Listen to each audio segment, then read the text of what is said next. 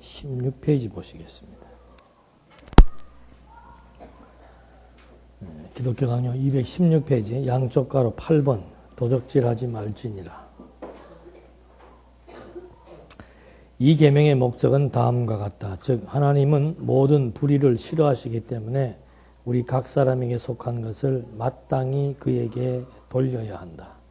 요약하면 우리는 다른 사람의 소유를 욕심내서는 안 된다는 금지 명령과 아울러 그 사람이 그의 소유를 차지하도록 힘써 도와주도록 명령받고 있다. 우리는 각 사람의 소유가 우연히 얻어진 것이 아니라 모든 것의 주님이신 하나님의 분배에 의한 것임을 생각해야 한다. 여러 종류의 도둑질이 있다. 다른 사람의 소유를 폭력이나 강제로 탈취할 경우 사기에 의한 탈취, 법적 수속을 통한 강경한 계략 등등등 이렇게 나와 있습니다. 여기서 칼빈이 한 말 중에서 중요한 말은 도둑질하지 말아야 되는 이유는 하나님의 분배에 있다는 말을 지금 여기서 하고 있습니다. 이걸 지금 부각시켜서 이 부분을 통해서 하나님과 관련시켜서 하나님을 기억해서 그분을 경외하는 쪽으로 나가야 되는데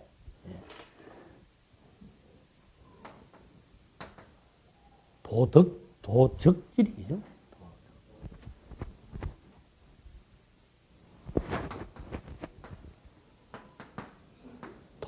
도적질이라고 하는 것도 결국은 출애굽기 처음 하나님께서 주실 때 내가 너희를 애굽에서 해방시킨 하나님 여호와이심을 알게 하기 위해 주었다는 이 아주 근본적인 명제지요. 여기에 충실해서 십계명을 다 풀어야 되는데 지금 칼빈은 어떤 부분에서는 그렇게 갔다가 또 어떤 부분에서는 자꾸 하여튼 그 율법을 어떤 일반 사회 윤리 도덕적 기준에 의해서 그 도덕적인 행동을 하게 하기 위한 그런 차원의 규범으로만 이해하다 보니까는 이 근본을 놓치게 되는 거예요. 그러니까 여기도 지금 보면은 성경대로 하면 도둑질 하면 안 되는 이유가 뭔가? 도둑질 하는 이유는 뭔가? 하나님이 각자에게 주신 분량이 있단 말이죠. 그거를 인정을 하게 되면은 남의 것에 대한 욕심도 안 생기고 남의 것 강제로 뺏을 생각도 안 드는데 이걸 잊어버리니까 하나님이 분배했다라고 하는 사실, 무엇을 통해서 알 수 있는가? 애굽에서 해방되어져서 가나안 땅을 정복해 나가는 이런 모든 역사적인 배경을 이해하게 되면은 정말 모든 만사는 하나님의 정하신 뜻을 따라 분량까지도 다 정해져 있다. 이게 깨달아지니까 더 이상의 것을 꿈꾸지도 않고 더 이상의 것을 욕심내지도 않고 욕심의 그 다음 단계가 실제로 남의 것 훔치는 거란 말입니다. 그런 행동까지 안 하게 된다는 사실을 도적질이라고 하는 요 계명을 가지고 이걸 1차적으로는 하나님의 분배 사실을 알게 한 다음에 궁극적으로는 너희를 하나님이 애굽에서 해방시켜 주셨으므로 하나님은 여호와이시다. 그걸 지금 기억나게 해줘야 되는데 칼빈은 뭔가 하면 하나님은 모든 불의를 싫어하신다. 각 사람에게 속한 것을 마땅히 그에게 돌려야 된다. 그러니까 A라고 하는 사람에게 하나님이 주신 분량이 있는데 그거 그 사람에게 돌려야지 그거 뺏으면 안 된다. 라고 하면서 다른 사람의 소유를 욕심내어서는 안 된다는 금지 명령과 아울러 그의 소유를 차지하도록 힘써 도와주도록 명령받고 있다. 우리는 각 사람의 소유가 우연히 얻어진 것이 아니라 모든 것의 주님이신 하나님의 분배의 것임을 생각해야 한다. 이렇게 하면서 여러 종류의 도둑질이 있다. 이런 말은 할 필요 없는 거예요. 도둑질도 여러 질이 있다. 그래서 다른 사람의 소유물을 폭력이나 강제로 탈취하는 경우 이건 조폭들이 하는 거죠. 그 다음에 사기하는 것은 사기꾼들이 하는 거고 그 다음에 법적 수성을 통한 강경한 계략 요거 이제 좀 많이 배우고 법에 대해서 많이 아는 사람들이 하는 거야. 이런 것까지 이걸 언급하는 이유가 뭔가 하면 도적질이라고 하는 이걸 자꾸 이제 어떤 사회적인 도덕적인 윤리적인 규범의 차원에서 이해하려고 하다 보니까는 도적질에 대한 이런 상세한 것. 여기는 원인을 지금 제시해 주는 겁니다. 도적질을 해서는 안 된다. 이유가 뭔가? 하나님이 분배해 주었다. 그럼 네가 도적질을 왜 하는가? 이거 잊어버렸기 때문에, 하나님을 잊어버렸기 때문에 그런 것이다. 그냥 도둑질을 안 하게 되는 이유는 하나님 기억하면 도둑질 안 하게 된다. 그래서 하나님이 어떤 분이신 줄 알고 그분 경외하게 되는 이것이 계명의 근본되는 취지요 목적인데 자꾸 남의 것 뺏으면 안 된다 그 말입니다. 남의 것. 상대적인 인간 관계 속에서 형성되어지는 그런 법질서, 이걸 지금 바울이 생각을 하니까 이런 아이디어가 나오는 거예요. 그래서 지금 그 다른 학자들도 도덕질이란 뭔가 불신앙이다. 획득에 대한 과도한 욕망이다. 그러니까 원인이 뭔가 획득, 내가 무엇을 얻으려고 하는 과도한 욕망이 도덕질의 발로다. 근본적인 발로는 뭔가 이것으로부터 설명을 해야 된다 이 말입니다.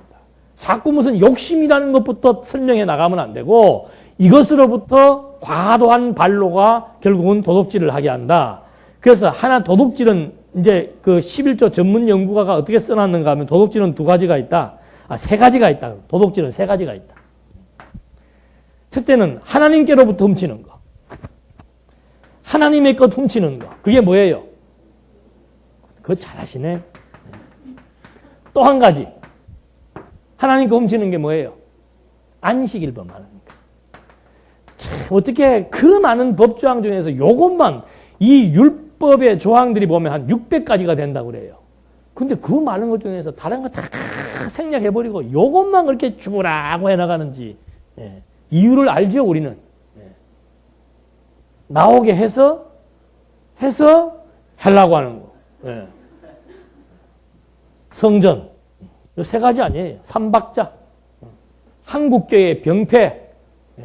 완전히 무너져야 되는 병폐. 이거예요, 이거. 이걸 계명으로 이렇게 설명을 해 나가니까 겁이 나서 안 할 수가 없죠. 사람 거 훔치는 것도 나쁜데 누구 거 훔치면은 하나님의 게 훔치면은 하나님께서 뭘 줄라 그러다가도 안 줘. 11조 도둑질 하면 안 돼. 고함 치는 이유가 그래서 그러는 거예요.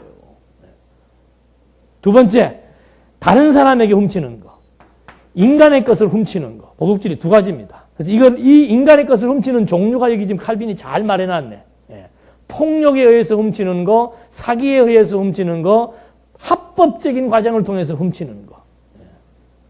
그 다음에 제일 나쁜 것이 뭔가? 헌금 훔치는 거. 저기 큰 교회는 바구니 돌아다닐 때 그걸 잘 본대요. 넣으면서 가져간다 그러더만. 그 전문 절도하는 사람들은 완전히 자기 거라 그러더만. 남의 주머니 있는 것도 빼가는, 안주머니 있는 것도 빼가는 사람들인데 그 돈통 들어오는데 그걸 왜 못 가져가요? 그 사람들은 투시의 은사가 있어가지고 여기 수표가 들었는지 얼마나 보면 안다대만. 그리고 넣으면서 그냥 이렇게 빼가고 그런다는데 그거 아주 나쁜 겁니다. 도둑질. 인간의 것을 훔치는 거. 그 중에서도 헌금 훔치는 건 나쁜 놈입니다. 그 다음에 또 한 가지는 뭔가 하면 자신의 것을 훔치는 거. 자신의 것을 훔치는 게 뭐겠어요? 여기에 인색이다. 이거 갖고 한 1시간 강의하면 연보 잘 나오겠죠? 이게 도둑질이다 그 말이죠. 그러니 얼마나 도적질하지 말라라고 하고 주었던 하나님의 그 십계명을 얼마나 이게 지금 윤리적이고 상대적인 관점에서 잘못 해석을 하고 있는가 확실하게 드러나지요. 떨 거 없어요. 그러니까. 이미 우리는 벌써 욕심 자체, 하나님의 붕배 잊어버리면은 욕심. 예수님은 이걸 지적하고 있는 거예요. 이걸. 더 근본적이고 나쁜 거.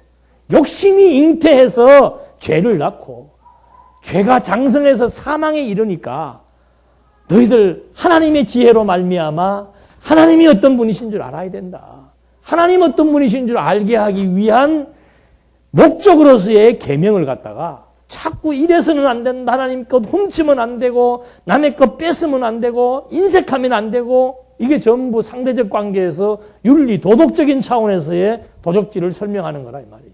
이건 완전히 율법에 대한 잘못된 해석의 결과입니다. 그럼 도덕질 해도 됩니까? 이런 질문을 하시면 피곤해지죠. 뭘 해도 됩니까? 안 됩니까? 어디가 있어요? 하시라. 하고 싶으면 해야지 어떡할 거예요? 하고 싶으면 해서 형무소 갔다 오면 되고. 문제는 뭔가 왜 하게 되느냐? 그걸 지금 말씀드리는 거예요. 도둑질 해서 내가 될 수 있다고 생각하는 어리석은 사람들이 뭐 가지고 사는 거예요? 밤마다 집 짓고 사는 거예요. 밤마다.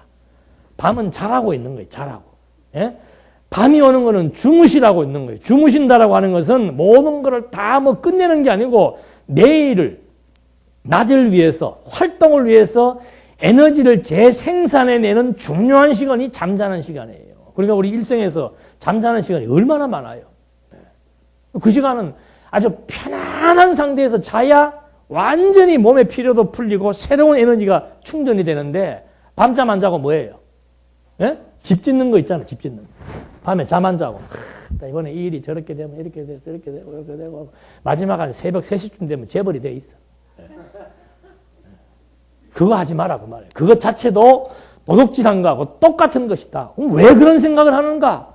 하나님이 정하신 분량과 분배의 원칙을 잊어버리고 만사가 하나님의 뜻대로 반드시 된다는 사실이 지금 믿기지가 않으니까 자꾸 이런 어리석은 생각이 드는 거 아니에요.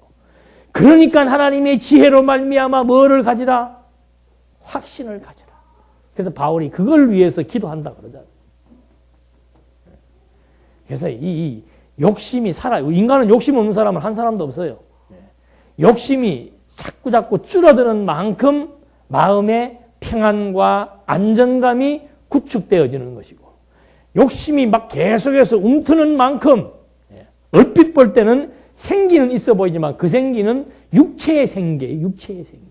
육체의 생기는 얼마 못 가서 푸석푸석 주저앉게 돼 있어요.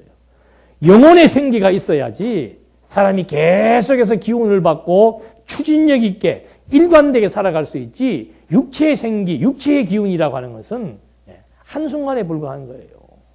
그러니까 이 보약이라고 하는 것도 여러분들 막 그 사냥꾼들 겨울에 가가지고 막 노루 피 막 해서 먹고 가는 거 그거 뱀 잡아 먹고 가는 거 그 순간에는 효과가 있다 그래요. 순간에는.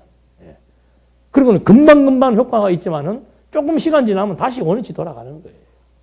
인간의 몸도 그런데 이 욕심이라고 하는 것, 발동되는 만큼 우리를 힘들게 하고 발동되는 만큼 우리를 피폐화시키고 자꾸 퇴보시켜 나가는 것이기 때문에 이거를 제압할 수 있는 것은 하나님이 어떤 분이신 줄 아는 지혜가 없이는 이게 안 되는 거예요.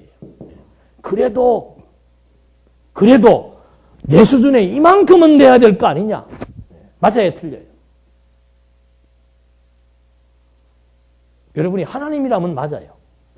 여러분이 하나님이라면은 여러분 나름대로의 삶을 재단을 하고 또 규격화시키고 분량을 정해서 할 수 있지만은 그래도가 없다니까. 그래도가. 하나님 깼어. 다 알았어. 기가 막히게. 알아서란 말은 누가 쓴다고요? 하나님이 쓰시는 거예요. 하나님이 다 알아서.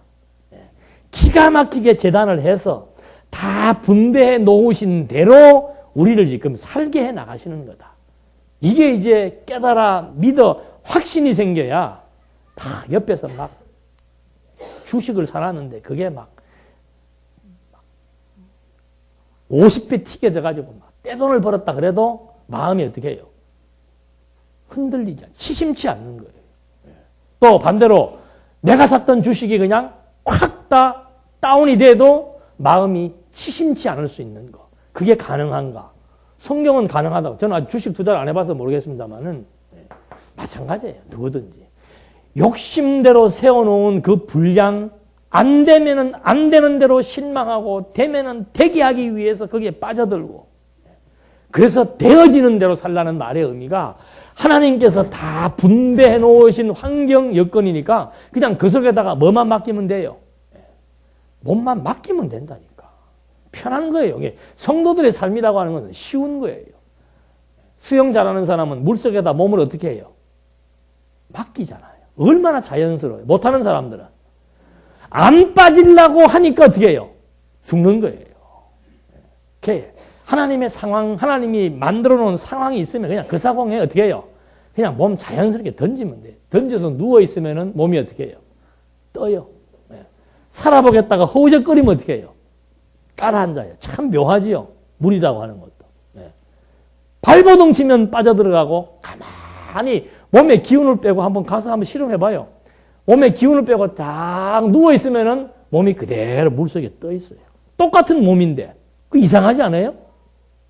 똑같은 몸인데 힘 빼고 누워있으면 그대로 떠있고 살겠다고 몸부림치면 그냥 내려가 들어가 버려요. 그 움직이는 어느 한 순간은 멈출 수가 있겠죠. 그러나 계속 이럴 수는 없는 거 아니에요. 그래서 이런 원리에 의해서 도덕질이라고 하는 것을 이해하게 되면은 하나님께서 계명을 주신 목적에 맞는 그런 것들을 우리가 그대로 인식할 수 있다는 사실을 확인해 봤습니다. 그 다음에 제9계명, 거짓 증거하지 마라. 제9계명은 바로 그 밑에 있죠. 양쪽 가로 9번. 이 계명의 목적은 다음과 같다. 진리이신 하나님은 거짓말을 싫어하시기 때문에 우리는 피차간에 속이는 일 없이 진리를 말하고 진리를 실천해야 한다. 요약하면 우리는 그 누구도 비방이나 거짓 고발로 해를 가해서는 안 되며 그 누구의 인격이나 소유를 거짓에 의해서 즉 절제 없는 악담이나 무모한 행동으로 손해를 입혀서는 안 된다. 왜 안 되는가? 하나님이 거짓말을 뭐 하기 때문에? 싫어하시기 때문에. 원인이 그거예요. 여러분 거짓말하면 안 됩니다. 악담하면 안 됩니다. 비방하면 안 됩니다. 왜? 하나님이 거짓말을 싫어하십니다. 그러니 거기에서 뭐 크게 무슨 자극되는 게 없죠. 하나님 싫어하시는 거하고 내 좋아하는 거하고 뭔 상관이에요. 하나님 싫어하시더라도 나는 지금 내가 무엇을 내 생각대로 뭘 한번 이루어내기 위해서는 때로는 거짓말도 할 수 있다. 선의의 거짓말도 할 수 있다. 선의의 거짓말이 좋은 거예요, 나쁜 거예요? 미소만 던지는구만 이제. 선의의 거짓말이 좋아요, 나빠요? 나빠요도 그렇고 좋아요도 그렇고 선의의 거짓말, 벌써 그 질문 자체가 어떤 관점에서 한 것 같아요?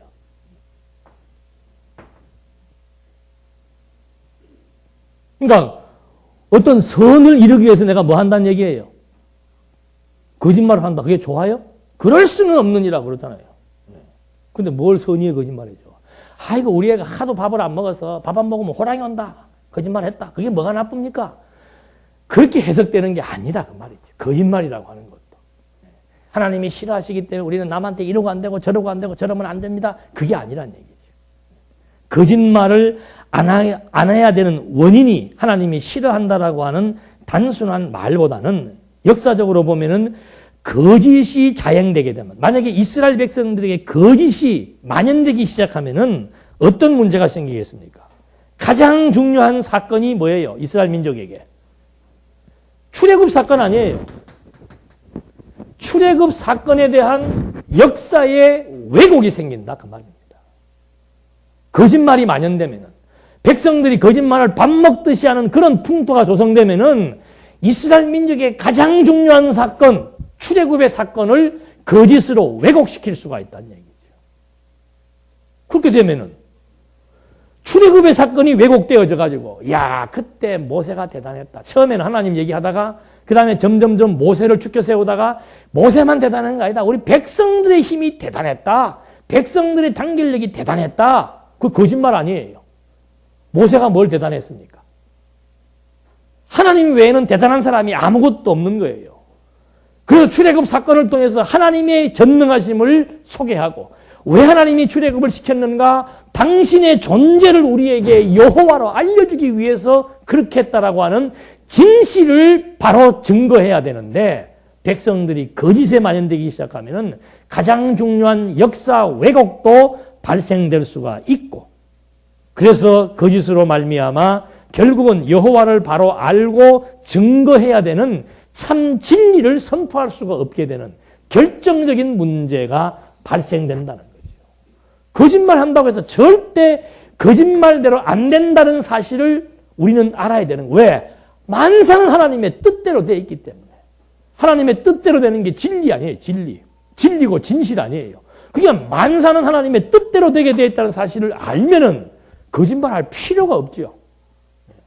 근데 그것에 대한 신뢰가 점점점 줄어들어가니까는 어떻게 해서든지 내 욕심을 채우기 위해서 도둑질도 하게 되고 내 욕심 채우기 위해서 거짓말도 하게 되는 거라 그 말입니다. 거짓말뿐입니까? 거짓 증언까지 쓰게 되는 거 아니에요. 여러분 절대 거짓말하면 안 됩니다. 왜? 이 사람 속이면 안 되니까요. 우리 하나님이 싫어하십니다. 이런 차원의 정도가 아니죠. 아주 근본적인 문제를 지금 거짓말이라고 하는 걸 통해서 근본적인 문제를 여기서 취급하는 거라 그거예요. 이렇게 설명하면 끝나는 거죠. 뭐 이웃을 중상하는 거, 이웃에게 거짓말하는 거, 거짓 증거, 거짓 맹세하는 거 이래서 안 되고 저래서 안 되고. 그 다음에 제10계명 217페이지 중간에 있습니다. 이 계명의 10계명은 내 이웃의 집을 탐내지 말지니라. 내 이웃의 아내나 그의 남종이나 그의 여종이나 그의 소나 그의 낙이나 물은 내 이웃의 소유를 탐내지 말지니라. 그러니까 욕심, 도적질, 욕심에서 다 나오지요. 도적질, 거짓말, 그 다음에 이웃의 남의 물건, 남의 소유, 탐하는 거. 이게 전부 욕심에서 나오는 거예요. 그럼 그 욕심은 왜 발생하는가? 하나님의 분배를 잊어버리니까. 왜 하나님의 분배를 잊어버렸는가? 출애굽 사건을 잊어버렸기 때문에. 그래서 십계명을 통해서 출애굽 사건을 기억하게 해서 하나님이 여호와이심을 알게 하려고 하는 그런 근본적인 목적. 이것이 계명을 주신 목적이죠. 그래서 이 남의 소유를 탐하지 마라. 남의 소유 탐한다는 것도 탐욕을 금지시키기 위한 그런 차원이 아니에요. 욕심이라고 하는 것은 우리 인간의 근본 속성이에요. 근본 속성. 근데 욕심은 무조건 버리라 그런다고 버려집니까? 남의 물건 탐하지 마라. 버려라. 그게 버려져요? 안 버려지지. 그걸 지금 단순하게 말하는 것이 아니라 그 말입니다. 근데 여기서는 뭐 탐욕, 이런 탐욕들을 우리가 가져서는 안 된다. 여기 보니까 이 계명의 목적은 다음과 같다. 하나님께서는 우리의 전 영혼이 사랑의 성향에 의하여 포착되기를 원하시기 때문에 우리의 마음으로부터 사랑에 배치되는 모든 욕심들을 축출해내야 한다. 어떻게 축출해내요? 요약하면 이것은 우리에게 이웃에게 손실을 초래할 그 어떤 해로운 욕심을 가진 마음도 우리 속에서 솟아나서는 안 된다는 명령이다. 하여튼 간에 이웃에게 어떻게 해요? 손실을 초래해서는 안 된다. 이웃에게 해를 끼쳐서는 안 된다. 이런 맥락 속에서 계명을 해석을 하니까 하나님과의 관계는 1에서 4계명, 이웃과의 관계는 5에서 10계명 이런 식으로 율법을 지금 나누어서 다 구분한다 이 말입니다. 5에서 10계명도 마찬가지예요. 간음하지 말고 살인하지 말고 간음하지 말고 도둑질하지 말고 거짓말하지 말고 남의 소유물 탐하지 말고 이것도 전부 이웃과의 관계를 통해서 근본은 뭐예요? 다 하나님 어떤 분이신 줄 알고 기억나게 하는 것이지 이웃에게 이러면 되고 안 되고 그게 주목적이 아니란 말입니다. 그러니까 이웃과의 관계를 통해서 하나님이 어떤 분이신 줄 알고 기억나게 해서 여호와를 경외하게 하기 위한 것이 목적이지 이렇게 살아라 저렇게 살아라 이렇게 하면 된다 안 된다 이걸 단정하고 이걸 지금 규범으로 주어서 우리들로 하여금 그런 율법을 지키면서 율법의 규범에 의해서 살아가는 그런 삶을 지금 유도하기 위한 방식으로 율법을 주신 것이 아니라 그 말이죠. 그러니까 우리의 삶은 쉬워요. 율법 규범 지키는 거 아니에요. 우리 인간의 행동, 성경이 얼마나 원리적이고 논리적입니까? 우리의 행동은 지금 칼빈이나 모든 학자들은 율법이라고 하는 규범에 의해서 우리 행동을 지금 제재를 시키려고 하는 거예요. 이게 보편적으로 가지고 있는 사람들의 생각입니다. 너 이렇게 하면은 이렇게 되고 저렇게 하면 저렇게 된다. 인과응보, 상선벌악 이게 전부 이런 원리에서 나오는 거예요. 이건 쉽지요. 여러분 안식일 빠지면 이 안식일은 하나님의 그 도둑질하는 겁니다. 얼마나 좋아요. 그리고 무서워서 못 봐요. 하나님의 형벌이 무엇인 줄 몰라. 하나님이 어떤 분인지 잘 몰라도 사람은 본능적으로 뭘 두려워합니까? 저주를 두려워하는 거예요. 본능적으로 저주를 두려워하고 본능적으로 복을 좋아하게 돼 있단 말입니다. 그러니까 여러분도 안식일 도둑질하거나 11주 도둑질하면은 하나님께서 가만 안 놔둡니다. 그럼 벌써 두려워지잖아요. 그런 것에 의해서 성도들의 행동을 규제하거나 조절하거나 발달시키려고 하는 이것은 일반적인 행동 발달의 방법이다. 이거는 아주 좋지 않은 악습이에요. 사람을 어떤 자발적으로 만드는 게 아니고 이렇게 항상 조건적으로 만드는 거예요. 이렇게 그러니까 서양 학문이라고 하는 것이 서양 사람들 보십시오. 내가 얼마만큼 했으니까 뭐 해달라는 거예요. 대가 달라. 이거는 완전히 대가예요. 대가. 내가 일한 만큼의 대가 달라. 그러니까 부모 자식 간에도 아버지 내가 이거 했으니까 돈 줘. 구두 닦았으니까 돈 줘. 뭐 했으니까 돈 줘. 너 그 대신 안 하면 이렇게 된다?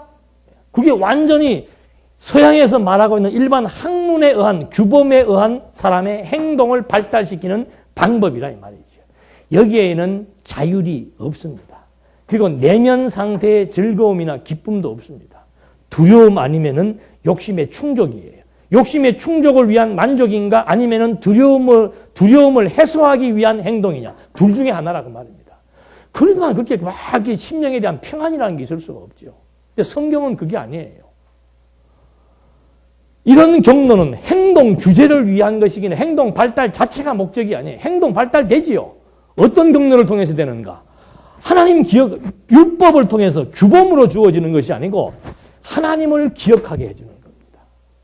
하나님을 기억하니까 하나님에 대한 지혜를 알게 되지요. 하나님에 대한 지혜를 아니까 그 다음에는 이 지혜를 안다라고 하는 것은 아까도 말씀드린 대로 정말 무엇이 참된 것이다라고 하는 가치 추구를 하게 되는 겁니다. 가치 추구.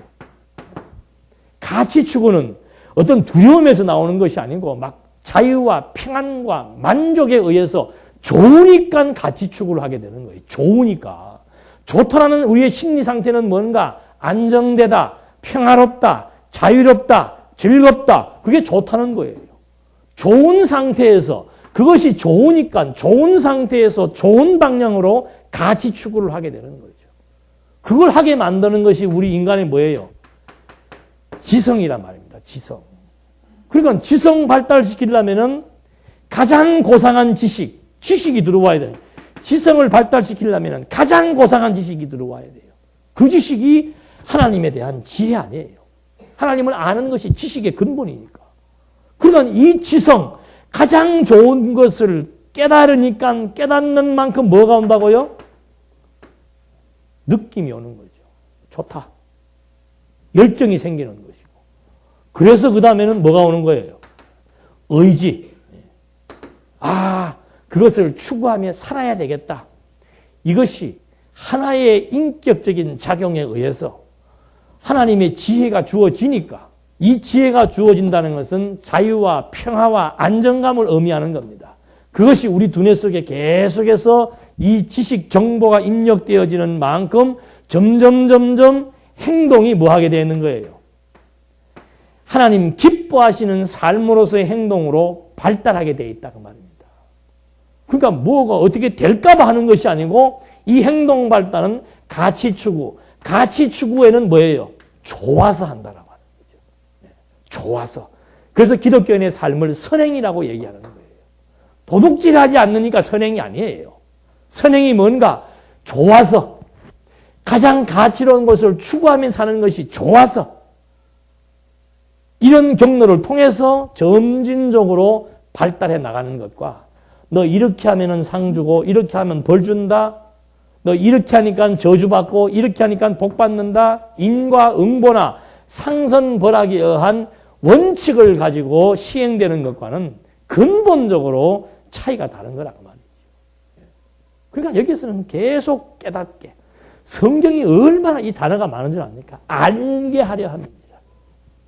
알게 한다는 것은 깨닫게 한다는 뜻이죠.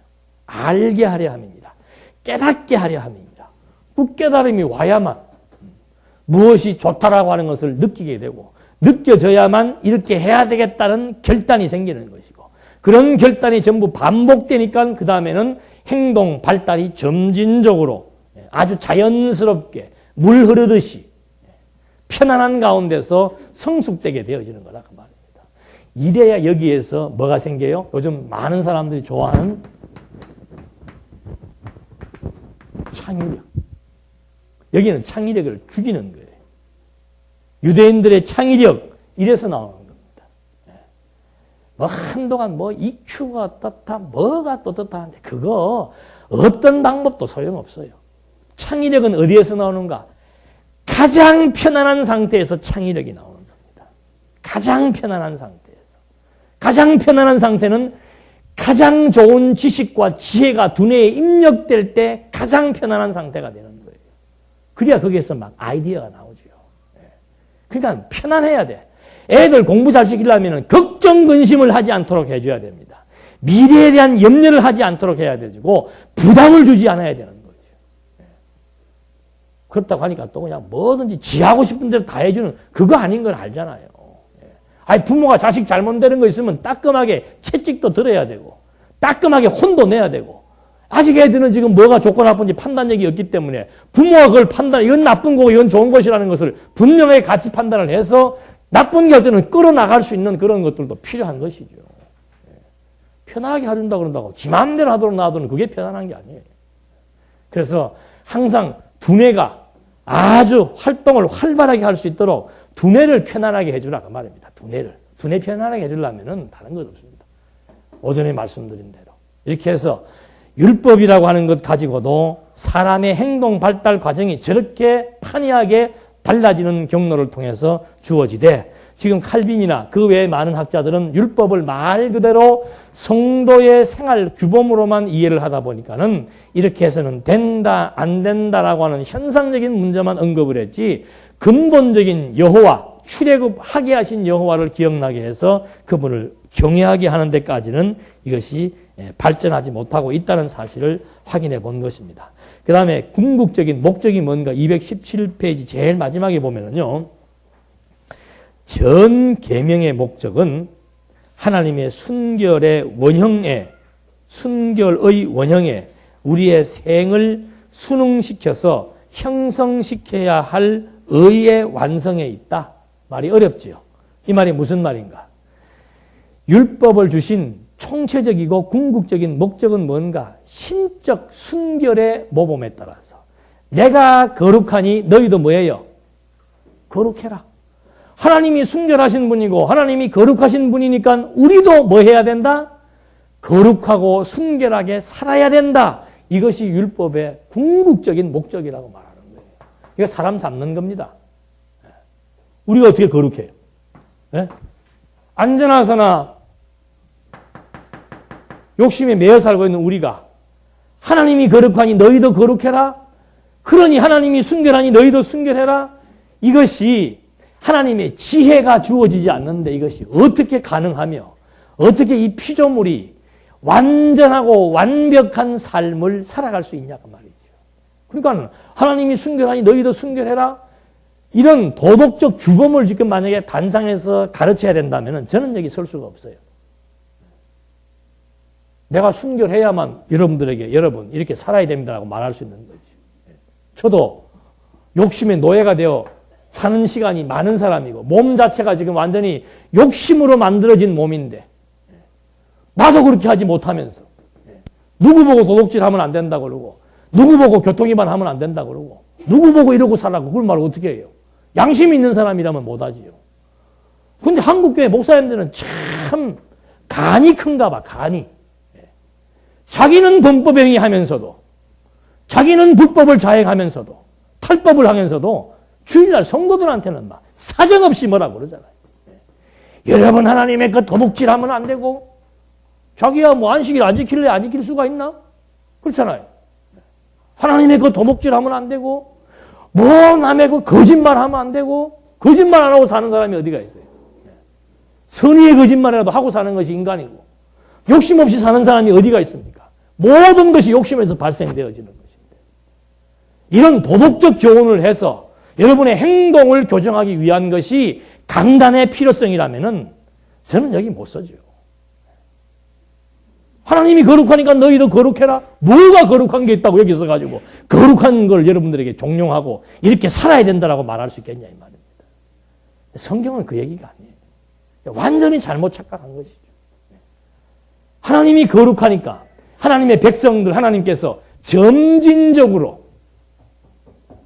욕심을 점차적으로 소멸시켜 나가면서 새로운 피조물로 하나님께서 만들어 나가시겠다라고 하는 설명이지. 어떻게 우리가 하나님처럼 살 수가 있고 그리스도가 살아왔던 삶대로 살 수가 있으며 근데 지금 율법에 대해서 근본적인 목적을 이렇게 엄청난 잘못된 말을 지금 하는 거예요. 어떻게 우리가 의의 완성을 합니까? 우리가 의의 완성을 할 수 있다면은 그리스도의 공로는 뭐예요? 별로 그렇게 중요하지 않은 겁니다. 내가 의를 완성할 수 있다면은 내가 율법을 지켜서 의인이 될 수 있다면은 그리스도가 왜 필요합니까? 내가 지켜서 내가 스스로 의인되면 되는 거죠. 그렇게 할 수 있는 인간이 한 사람도 없기 때문에 그리스도의 공로가 필요한 것인데 여기는 지금 완전히 그렇게 형성시켜야 할 의의 완성에 있다라고 율법이 지킨다고 말하고 있는 거죠. 하나님은 그의 모습을 이 율법으로 모사하셨기 때문에 누구든지 이 율법이 명하는 바른 율법이 명하는 바를 행동할 경우 그는 하나님의 형상을 그의 삶으로 나타내는 것이다. 엄청나게 어려운 말 하고 있는 거예요, 지금. 어떻게 율법을 다 지켜서 하나님의 형상을 우리가 나타내겠는가? 나타낼 수가 본질적으로 나타낼 수가 없는 거예요. 본질적으로. 그러니까 그 칭이라고 하는 것이 뭔가? 내 자체가 완전히 본질적으로 의가 되어져서 변화된 것을 말하는 게 아니에요. 칭이라고 하는 것은 뭔가? 그냥 이 죄인을 의롭다고 뭐 한다 이 말이에요. 칭해준다 그 말이에요. 내 껍데기만 하나님께서 멀쩡한 세마포 옷을 입혀가지고 너 깨끗하다, 너 거룩하다, 너 의롭다고 선언을 해주신 것이지 내 본성은 계속해서 언제까지? 죽는 순간까지 내 본성은 뭐예요? 죄인이란 말입니다. 뭘 내가 하나님의 형상을 드러내고 하나님의 의를 드러낼 수 있어요. 그래서 이 사실이 바울은 감격스럽더라 그 말이죠. 사도이면서도 자기의 본성을 파악해 보니까 정말 죄인의 개인 중에 죄인이고 개수 중에 개수고 가장 고압스러운 존재인 것을 사도 바울이 자기 자신을 보면서 알고 있었는데 왜 하나님은 나에게 그리스도의 공로, 그리스도의 의의 옷을 덧입혀가지고 날 자꾸 의인이라고 칭해 주시고 날 거룩하다고 말해 주시냐 이 말입니다. 그게 자기의 모습을 보면 볼수록 하나님 앞에 감격하고 나를 의롭다고 선언해 주신 하나님의 은혜가 고맙고 놀랄 뿐이라고 로마서에서 고백하고 있는 거라 이거죠. 여러분들 왜 부모님 앞에서는 마음대로 행동할 수 있는 거예요? 부모님은 우리의 허물을 보면서도 뭐예요? 크게 문제 삼지 않잖아요. 고슴도치도 저 새끼 이뻐한다고. 사형수의 어머니는 사형수의 아들을 두고 그래도 저놈이 그렇지는 않다고 늘 생각을 하면서 죽는 그 순간까지 눈이 오나 비가 오나 면회를 가시다가 한 번도 자식을 나쁜 놈이라고 칭해보지 않잖아요. 그게 부모의 심정이에요. 그러니 그 형무소에서 사형수는 그 부모의 마음을 깨닫는 순간부터 내가 참 죽을 죄를 지었다고 고백하고 참회하고 뉘우치는 거 아니에요? 우리 똑같은 거예요. 내 자신이 무슨 거룩한 자로 의로운 자로 변화가 되고 내가 이렇게 사니까 내가 의로운 자가 될 수 있고 그래서 하나님이 우리를 뭐 지금 의롭다 선언해 주시고 거룩하다 선언해 주신 것이 아니고 죽는 그 순간까지 우리는 죄인으로서 사는 거예요. 그런데 하나님께서 우리를 의롭다고 선언해 주셔서 의인이 된 것뿐이지 아직도 내 속사람은 날마다 죽어야 되는 이 죄의 속성이 죽어가야 되는 그런 과제를 안고 우리가 지금 살아가는 거라 그 말입니다. 이걸 지금 하나님께서 그리스도를 통해서 하나님의 말씀으로 말미암아 지혜를 깨닫게 해주어서 점진적으로 변화시키고 발전시켜 나간다는 얘기이지 내가 무슨 뭐 율법을 좀 어느 정도 지키니까는 의인이 되고 율법을 안 지키니까는 죄인이 되고 그런 말을 할까 봐서 사도 바울이 갈라디아서에서 뭐라고 그랬습니까? 율법 지켜서 의인 되려면은 온갖 것을 어떻게 하라고 그랬어요? 항상 지켜야 된다고 얘기했어요. 거짓말만 안 해서 되는 것이 아니고 도둑질만 안 해서 되는 것이 아니고 남의 소유만 탐하지 않아서 되는 것이 아니고 10가지 조항뿐만이 아니고 율법이 말하고 있는 계명과 율례의 모든 조항들을 항상 만약에 한 가지라도 범하면은 다 범한 것이 된다. 바울이 그렇게 결론을 내려버린 거예요. 근데 어떻게 율법을 지키면서 내가 의를 완성할 수 있고 율법을 지키면서 어떻게 내가 거룩하다라고 말할 수 있겠냐. 설령 율법을 지키라고 했다 하더라도 이게 지금 되지 않는 거라 이 말입니다. 그러니까 어떤 학자들은 뭐라고 그러는지 알아요? 바울의 말보다 누구의 말이 권위가 있다? 바울의 말보다 예수님의 말이 권위가 있다. 바울은 이렇게 얘기했지만 예수님은 뭐라고 얘기했는가? 내가 온 것은 율법을 폐하려 온 것이 아니고 율법을 완전케 하려 왔느니라. 여러분 사랑은 율법의 완성입니다. 여러분, 그래서 이웃을 사랑해야 됩니다. 예수님은 율법을 완전히 더 지키라고 그러지 않았는가. 구약 완전, 난 그렇게 해석하는 것도 참 신기한 일이야. 구약에서는 여러분 도둑질 안 한 것이 죄였습니다. 그러나 예수님은 도둑질, 남의 것 탐하는 것 자체가 죄라고 했습니다. 예수님은 더욱더 율법을 완전하게 만들어 놓고 완전히 지켰습니다. 이제 우리도 율법을 도둑질 안 하는 것에서 멈추면 안 됩니다. 아예 탐심이 없어져야 됩니다. 이렇게 말하니까 신앙생활 깨끗하고 순결하게 하려고 순수한 사람일수록 마음의 짐이 더 무겁죠. 교회 오는 것이 도살장 오는 기분이라. 왜? 어떻게 그렇게 살 수 있냐 말입니다. 사람이. 미움만 가져도 살인인데 벌써 이번 구정 때도 살인 여러 명 하고 오실 분들 많을 거 아니에요. 이번 구정 때도. 예? 친척도 살인하고 형제도 살인하고. 예. 왜? 마음에 안 들어서 미움 생기면 아이고 동서 저것은 꼭 돈 좀 있다고. 그것도 지가 버는 것도 남편이 좀 벌어다 주니 돈 좀 있다고 꼭 일할 때 안 나타나고 일 다 하고 나면 탁 와가지고 어머니 와가지고 선물이나 안겨주고 돈이나 많이 주니까 또 어머니는 또 그것이 이쁘다고 좋아하고 그런 마음이 벌써 동서를 뭐 한 거예요? 살인한 거예요. 그러니 벌써 오늘쯤이면 와가지고 이렇게 해맑은 모습으로 오셔서는 안 돼. 오늘 같은 날 오셔가지고 오시면서부터 무슨 기도부터 해야 되겠어요? 아이고, 내가 구정 때 하나님의 율법을 지키지 못하고 예수님이 완성하신 율법을 지키지 못하고 이번 구정 때도 동서도 죽였고 동생도 죽였고 시어머니도 죽였고 나는 살인자입니다 하면서 통곡을 해야 되지요. 여러분 해석 한번 잘못하면요 사람들의 생각이나 삶이 그렇게 힘들어질 수밖에 없는 거예요.